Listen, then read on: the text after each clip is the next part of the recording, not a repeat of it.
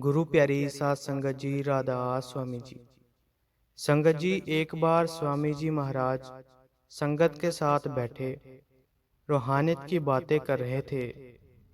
उस समय संगत में से किसी ने सतगुरु से पूछा कि महाराज, अगर कोई हमारे साथ बुरा करे या हमें गलत बोले तो हमारे मन में आता है कि इससे तो बदला लेना ही है, इसको किसी भी कीमत पर छोड़ना नहीं है। क्या ऐसी सोच रखना ठीक है? यह सवाल सुनकर स्वामी जी महाराज ने कहा कि मैं तुम्हें गुरु नानक देव जी की एक साखी सुनाता हूँ। इसको ध्यान से सुन लेने के बाद आप फैसला कर पाओगे कि जिसने तुम्हारे साथ बुरा किया उसके साथ तुम्हें क्या करना चाहिए और कैसे बदला लेना चाहिए। तो एक बार की बात है, श्री गुरु नानक देव जी और भाई मर्दाना अपनी यात्रा के दौरान एक जंगल से गुजर रहे थे। अभी वो थोड़ी दूर ही गए थे कि तभी घोड़े पर सवार एक आदमी आया और उसने बहुत जोर से भाई मर्दाना जी को चाबुक मारा, जिससे कि भाई मर्दाना नीचे गिर गए। नीचे गिरने के कारण मर्दाना जी की रबाब एक तरफ जा गिरी और पगड़ी दूसरी तरफ जा गिरी। गुरु नानक देव जी ने पीछे मुड़कर देखा तो उन्होंने मर्दाना से कहा, मर्दाना ठीक से चला करो, ध्यान कहाँ रहता है तुम्हारा? मर्दाना ने कहा, बाबा जी, मैं तो ध्यान से ही चल रहा था और आपके पीछे पीछे ही चल रहा था, लेकिन यह जो अभी घोड़े पर सवार होकर एक आदमी यहाँ से गया है, मुझे बड़ी जोर से चाबुक मार कर गया है, जिसके कारण मैं गिर पड़ा हूँ और मुझे बोलकर गया है कि ओ कुराही, राह से हटकर चल। कुराही का मतलब होता है बुरे काम करने वाला इंसान और दूसरों को बुरे काम में डालने वाला इंसान। मर्दाना ने कहा, बाबा, यह सुनकर मेरे दिल पर बहुत चोट लगी है। गुरु नानक देव जी ने कहा, कोई बात नहीं, मर्दाना, जो सच्चाई के रास्ते पर चलते हैं उनको मार खानी पड़ती है। फिर गुरु नानक देव जी ने मर्दाना की पगड़ी उठाई और उसके सर पर रख दी और कहा, भाई अब रबाब उठा और आगे चल।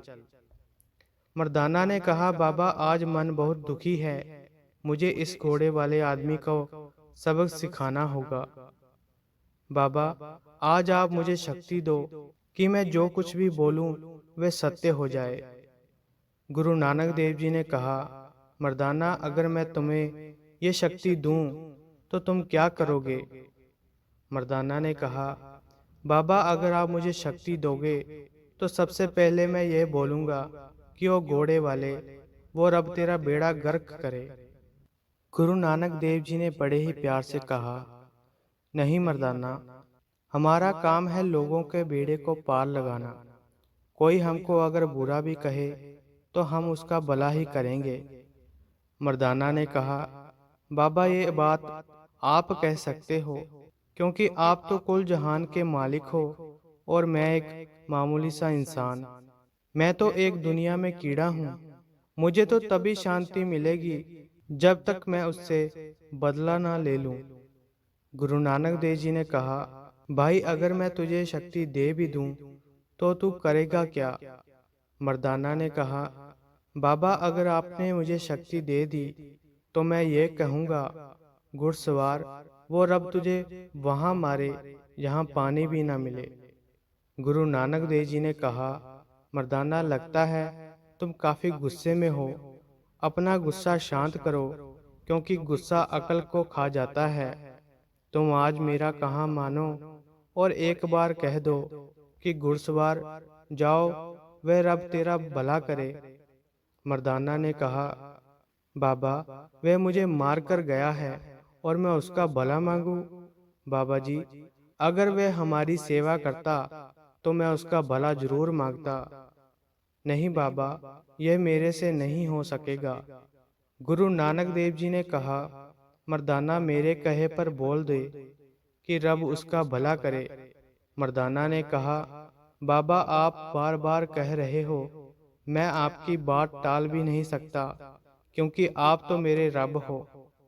मर्दाना ने कहा, घुड़सवार, मेरे सतगुरु ने कहा है, इसीलिए कह रहा हूँ कि रब तेरा भला करे।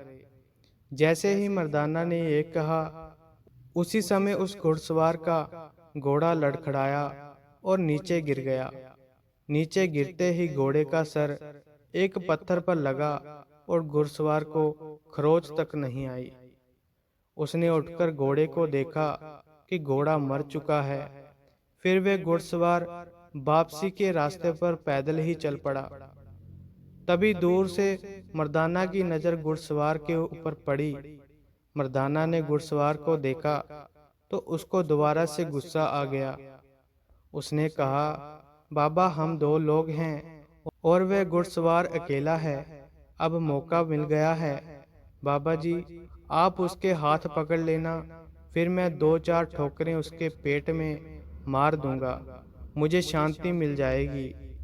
संगत जी, हम मनुष्य कभी भी किसी को माफ नहीं कर सकते, बल्कि जब भी मौका मिलता है तब बदला लेने की सोचते हैं। गुरु नानक देव जी ने हंसकर कहा, मर्दाना, तो उसको मारने की मत सोच। तुम रबाब बजाओ और मैं कीर्तन करता हूँ। उसको ठोकर मारने की बजाय उसके मन पर ठोकर मारते हैं। उसका जो पापी मन है, जो संतों को दुख देने की सोचता है, हमें उसके मन पर ठोकर मारनी है कि वे संतों की सेवा करने वाला बन जाए। आओ उसको सद्बुद्धि देते हैं। मर्दाना ने रबाब बजाना शुरू कर दिया और गुरु नानक देव जी कीर्तन करने लगे। कमर कटारा बंकरा, बनके का असवार, गर्व न कीजे नानका, मत सिर आवे पार। इसका मतलब है कि इंसान गर्व मत कर। आज वो घोड़े पर चढ़कर चल रहा है और नीचे चलने वालों की परवाह नहीं कर रहा है और ये सोच रहा है कि आज मैं ऊंचे ओहदे पर हूँ, इसीलिए किसी को भी नीचे गिरा सकता हूँ। उस रब से डर, क्या पता वे किस पल तेरा ओहदा वापस ले ले। वे रब कब किसको राजा से भिखारी बना दे, किसी को नहीं पता। इसीलिए इतना अहंकार मत कर। वे घुड़सवार गुरु नानक देव जी का ये मीठा वचन सुनकर तो वही रुक गया और गुरु नानक देव जी के चरणों में गिर गया।